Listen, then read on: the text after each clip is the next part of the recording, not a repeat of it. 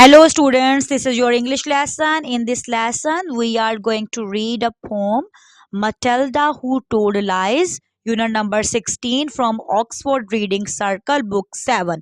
Matilda Who Told Lies. Matilda told such dreadful lies it made one gasp and stretch one's eyes.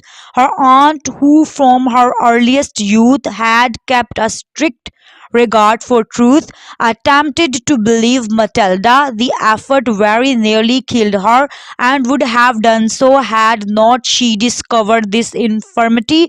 For once, towards the close of day, Matilda, growing tired of play and finding she was left alone, went tiptoe to the telephone and summoned the immediate aid of London's noble fire brigade.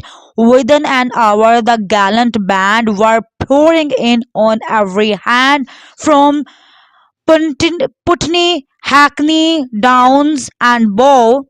With courage high and hearts aglow, they galloped roaring through the town. Matilda's house is burning down, inspired by British cheers and loud proceeding from the frenzied crowd. They ran their ladders through a score of windows on the ballroom floor and took peculiar pains to sauce the pictures up and down the house until Matilda's aunt succeeded in showing them they were not needed, and even then she had to pay to get the man to go away. It happened that a few weeks later her aunt was off to the theatre to see that interesting play, The Second Mrs. Tanqueray. She had refused to take her niece to hear this entertaining piece, a deprivation just and wise.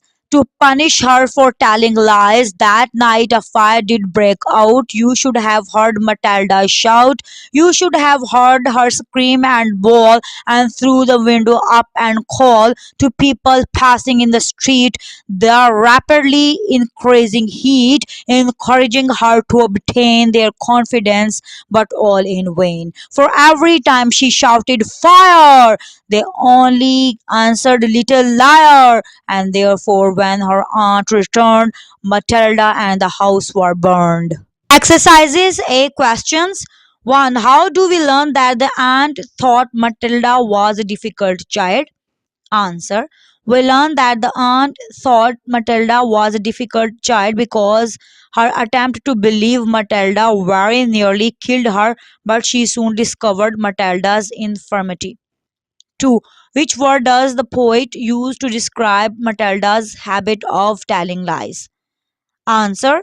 The poet uses the word infirmity to describe Matilda's habit of telling lies. 3. What made Matilda summon the fire brigades? Answer. The fact that she was bored and had no company or any adult around her at that time tempted her to summon the fire brigades and play a practical joke. 4. What is meant by took peculiar pains to sauce? Answer is, it means that they put in a lot of effort and went through great difficulties to drench the house and put the fire out with their hoses. 5. How was Matilda punished? Answer. Matilda was punished by not being allowed to go with aunt to the theatre to watch the play. 6. Why did Matilda have to obtain the confidence of people? Did she succeed? Answer. Matilda had to obtain the confidence of people because no one believed her cries to be true, as she had cried wolf once and fooled the people and the fire brigade. Fire brigade. No, she did not succeed in gaining their confidence and was burned to death. 7. What lesson does this poem teach us? Answer. This poem teaches us that one should always speak the truth and refrain from telling lies or crying wolf. Otherwise, people will not believe you when you really want them to. B. Poetry. 1. Is there a rhyming pattern in the poem? Answer.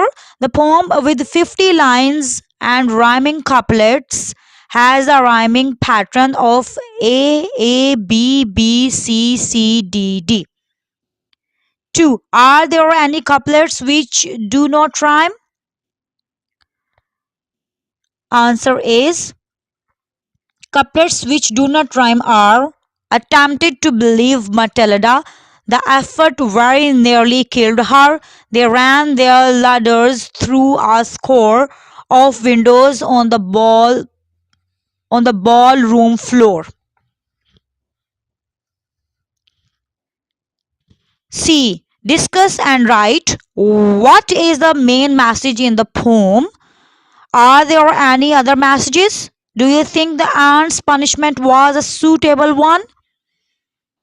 Answer is the main message of this poem is that it is always best to tell the truth and refrain from lying at all times. One should especially avoid lies and jokes in matters involving the fire brigade or the police. Moreover, repeated lies can create a vicious circle of deceit that eventually catches up with us. Lying unnecessary or in unnecessary can also be harmful for our reputation. No one will believe us or try to help us in times of need. However, I do not think Aunt's punishment was a suitable one, as she was left unsupervised and could have played another practical joke easily. Thanks for listening. For new videos, don't forget to subscribe my channel. And if you like my videos, please share and like.